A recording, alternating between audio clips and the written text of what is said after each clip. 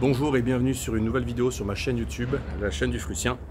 Le Frussien, c'est moi, Alexandre, et sur cette chaîne YouTube, en fait, je vous parle des réalités de la Russie d'aujourd'hui, je vous parle de ma vie en Russie, et j'accompagne les gens qui veulent venir déménager, vivre en Russie, qui veulent venir vivre et travailler en Russie, les gens qui ont un projet de Ruspatriation.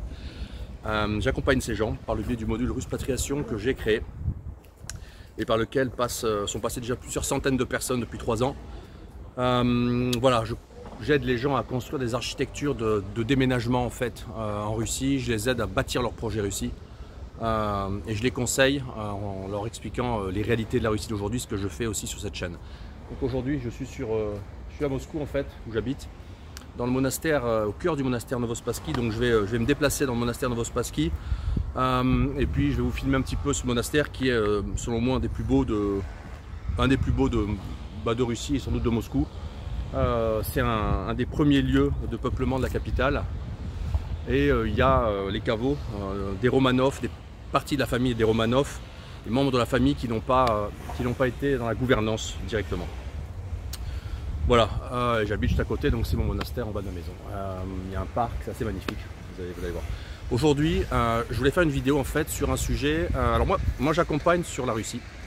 De facto, on m'a demandé sur l'Arménie et effectivement j'ai créé l'Armépatriation avec une partenaire locale et effectivement on accompagne aussi maintenant un petit peu sur l'Arménie pour des choses plus techniques et sur l'Arménie en vue à terme de venir en Russie. On m'a demandé mais est-ce que tu peux nous accompagner ailleurs, sur d'autres BRICS, sur d'autres pays, etc. Non, non. Moi, je m'occupe de Russie, je connais la Russie où j'habite et donc je peux vous accompagner sur la Russie. Et en fait, ça amène une question plus large sur 2 sujets que je voudrais traiter. Le premier, c'est, je reviendrai dessus sur une vidéo prochainement, mais c'est où habiter, comment choisir où habiter en fait. Ça, c'est un sujet compliqué. Et aujourd'hui, je voudrais parler d'un autre sujet, le sujet de savoir qu'est-ce que c'est en fait de connaître un pays. Qui est à même en fait de vous parler d'un pays, qui c'est qui peut vous dire comment c'est de vivre dans un pays, qu'est-ce que c'est de connaître un pays, comment est-ce qu'on connaît un pays, comment est-ce qu'on décide de parler d'un pays, comment est-ce qu'on est légitime en fait pour parler d'un pays, pour vous présenter un pays. Et là il y a une vraie question, parce que beaucoup de gens parlent de plein de choses et la vraie question c'est sont-ils légitimes en fait, qu'est-ce que c'est de connaître un pays, comment est-ce qu'on peut expliquer un pays, comment est-ce qu'on connaît un pays. Alors voilà, je voudrais parler de ça. La première chose, j'ai défini des critères essentiels qui sont à mon sens des critères fondamentaux. Il y a des travaux au monastère, il y aura un peu de bruit. Le premier critère, si on parle des pays émergents, si on parle des pays non occidentaux qui sont des musées figés, qui bougent peu, qui évoluent peu, enfin ils se dégradent simplement, mais ils se dégradent à des vitesses plus ou moins rapides. Mais en gros, l'écosystème de base de ces pays n'évolue plus. Donc si on parle d'autres pays qui sont des pays émergents, des pays en évolution, la Russie, la Chine, des pays d'Afrique qui changent vite, Dubaï, des zones comme ça, alors là, le critère fondamental, c'est d'abord d'habiter dans le pays. Parce que quelqu'un qui a vécu 25 ans en France, qui vous dit j'en suis parti il y a 5 ans, la France c'est comme si c'est comme ça, oui. Globalement, il n'assiste plus à la grande dégradation, mais il a vécu longtemps dans le pays, il sait comment le pays fonctionne, il comprend, ça dépend pas de son question intellectuelle, mais il comprend des ressorts du pays, etc. Donc le critère clé, c'est que pour vous parler d'un pays, il faut que la personne soit en fait dans le pays, il faut qu'elle habite dans le pays. Il faut qu'elle habite dans le pays, parce que les pays, notamment comme la Russie, ils évoluent très vite. Donc pour être légitime à vous parler de Russie, il faut être en Russie. Quelqu'un qui vous dit j'ai vécu 15 ans en Russie, j'en suis parti en 2018, c'est plus le même pays. Quelqu'un qui vous dit j'ai connu la Russie jusqu'à 2015, jusqu'à 2020, jusqu'au Covid. Quelqu'un qui vous dit j'ai connu Moscou jusqu'à 2020, ouais mais moi je suis à Moscou en 2023, après le Covid et après le début de l'opération spéciale, tout change. Hier j'ai rencontré un abonné, quelqu'un qui voyage, qui a fait le tour du monde, et qui est assez fan de Russie. Il n'était pas venu en Russie depuis 3 ans je crois, à Moscou. Il m'a dit mais c'est méconnaissable. Tout a changé. Donc en fait, la Russie, c'est un pays qui évolue très très vite. Alors Moscou va beaucoup plus vite que le reste du pays, mais globalement, le pays change très vite. Les mentalités, les façons de faire, les comportements des clients, les comportements des acheteurs russes, les choses changent vite. Donc pour parler de Russie, il faut être en Russie. Quand on est dehors, on perd très vite le pli en fait de ce qui se passe en Russie et on décroche. Donc pour vous parler d'un pays, plausiblement d'un pays en émergence, d'un pays qui évolue, il faut être dans ce pays. Et si on parle de la Russie, les gens qui vous parlent de Russie, il faut que ce soit des gens qui soient en Russie. La deuxième chose, c'est que pour comprendre un pays, faut s'y intéresser en fait, faut s'y attacher. Donc il faut avoir une velléité d'y habiter. Si vous êtes muté dans un pays, que vous y travaillez, vous êtes expat, votre boîte vous envoie dans un pays, vous y allez, bah vous avez un package, vous installez, ça vous plaît, c'est pas mal. Selon le pays, vous trouvez une épouse locale, je parle d'un expat homme, vous vous installez, vous faites une expérience professionnelle dans des conditions particulières et vous avez une vision de la société, mais vous avez une vision de votre statut professionnel qui est un statut peut-être d'expat ou un statut de gens mutés ou quelqu'un qui est envoyé en contrat.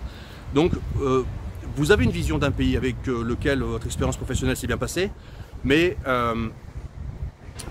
voilà, c'est pas pareil que d'aller gratter pour chercher fondamentalement les ressorts profonds de ce pays en fait. Donc ce pays, il faut s'y intéresser, il faut chercher à en comprendre les ressorts, il faut chercher à en comprendre les dynamiques, il faut chercher à en comprendre les modes opératoires. Et tout ça, ça ne se fait pas en 1 an, ça ne se fait pas en 2 ans, ça ne se fait pas en 3 ans. Tout ça, c'est long. Et quand les pays sont des pays compliqués, avec des histoires profondes, des pays riches, des pays avec des grandes cultures, des pays avec des très grandes variétés internes de gens, des grands pays, bon, la Russie, pour comprendre les ressorts des Russies, il faut une vie. Je continue encore à comprendre la Russie, à apprendre la Russie en y habitant.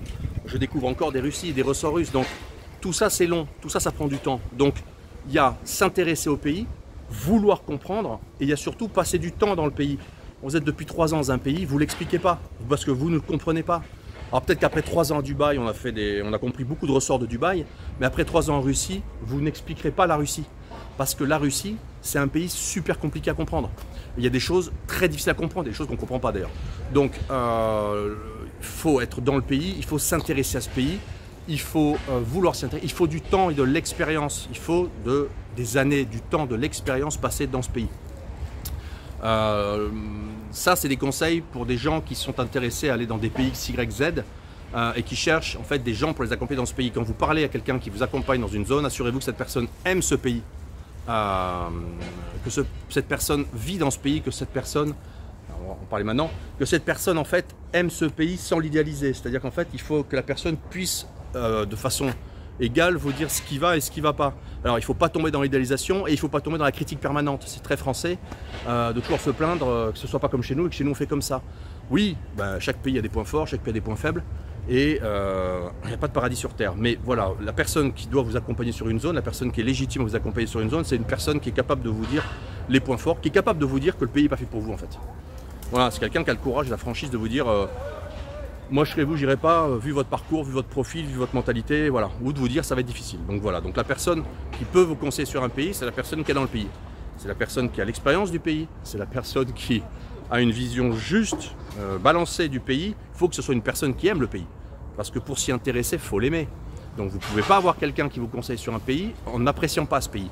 Parce qu'il faut quand même qu'il y ait une velléité en fait de vous accompagner dans ce pays, donc, et de vous vendre ce pays. Donc ça c'est important. Autre chose qui est très important, il faut que cette personne parle la langue du pays. Éloigner des travaux, il y a l'église derrière moi qui est en travaux. Ouais, ils sont en train de la refaire, on sent un peu de bruit. Voilà, il faut que cette personne en fait parle la langue du pays.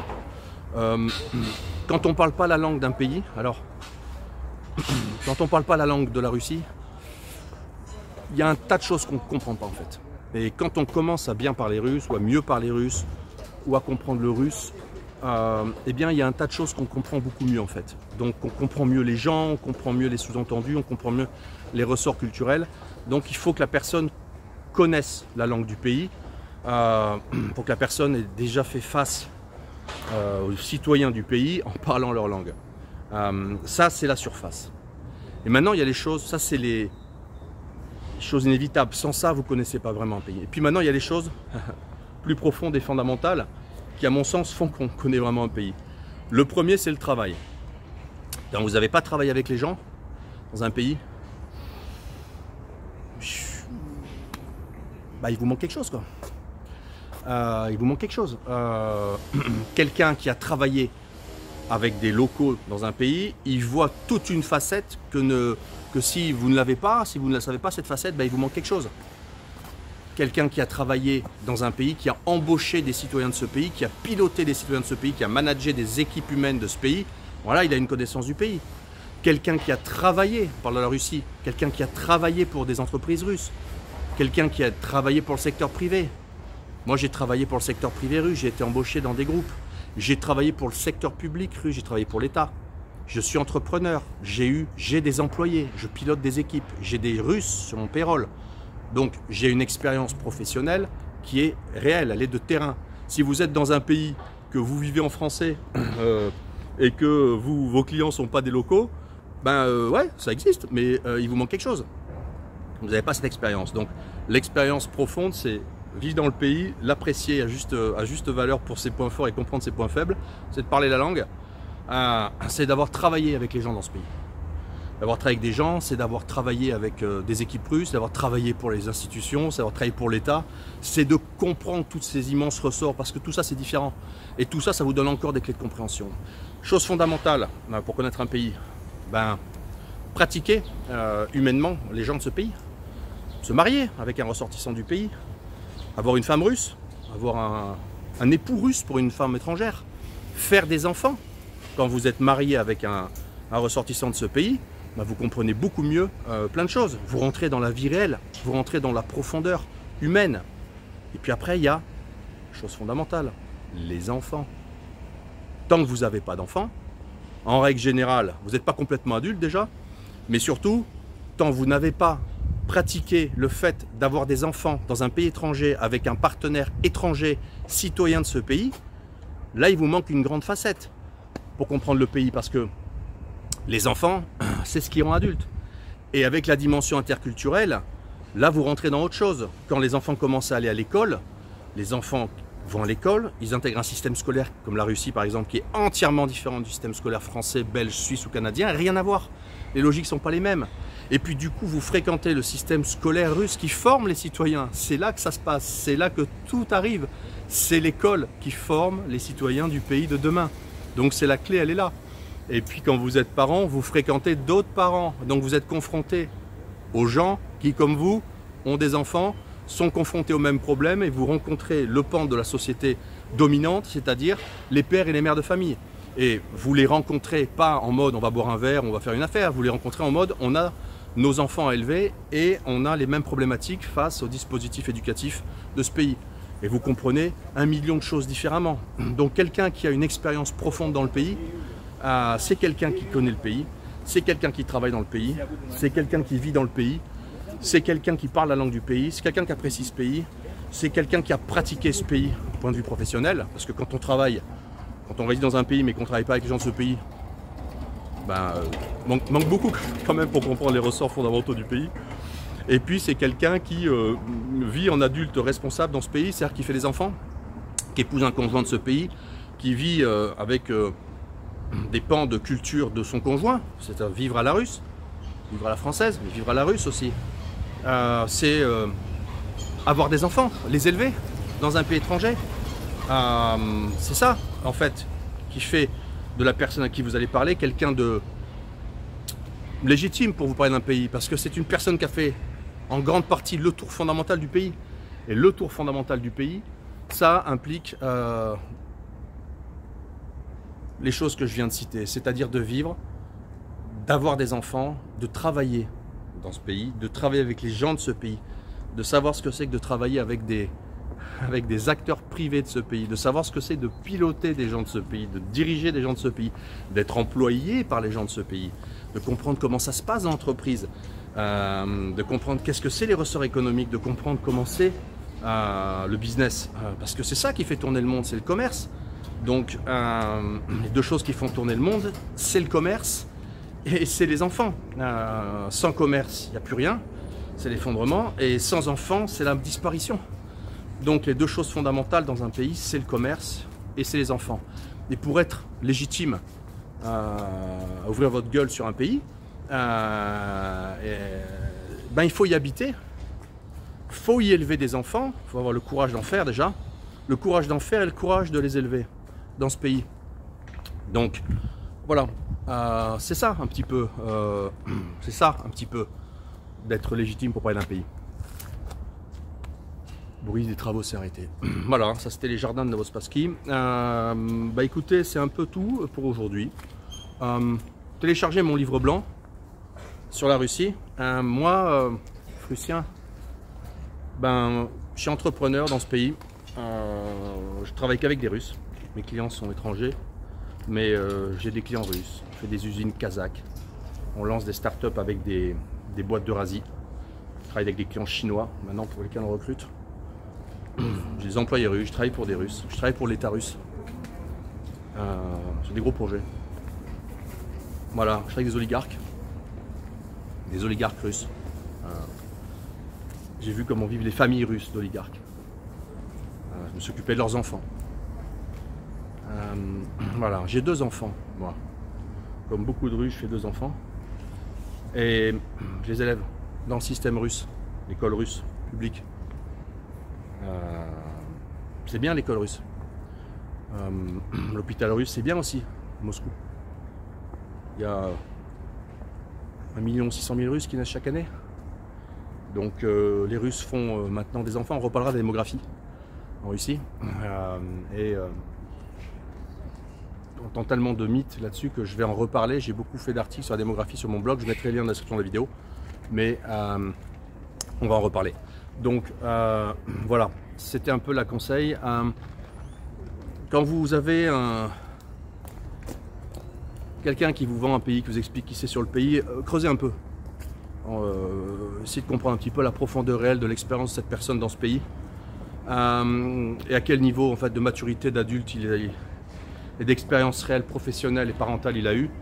Parce que si c'est un enfant qui vous parle d'un pays, écoutez-le, mais rappelez-vous que c'est un enfant, quoi. Et les adultes ont une vie un peu différente des enfants. Et vous, votre projet, c'est d'arriver en Russie en adulte ou en devenant adulte en Russie. Et par conséquent, il faut vous adresser à des gens qui ont la bonne expérience. Voilà, c'est tout pour aujourd'hui. Téléchargez mon livre blanc, le lien est dans la description de la vidéo. Suivez-moi sur YouTube, faites partager cette vidéo à des gens qui sont intéressés par la Russie. Et moi, je vous dis à très bientôt pour une nouvelle vidéo sur la chaîne du Prussien.